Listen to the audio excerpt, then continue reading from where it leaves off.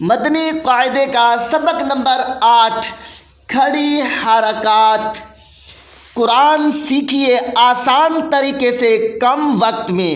سوچا قرآن پاک سکھانے کے لیے مزید کوئی آسان طریقہ اختیار کریں۔ پہلے سبق پڑھائیں گے، پھر پچھلے سبقوں کی دہرائی فرمائیں گے، وہ بھی قرآن پاک سے۔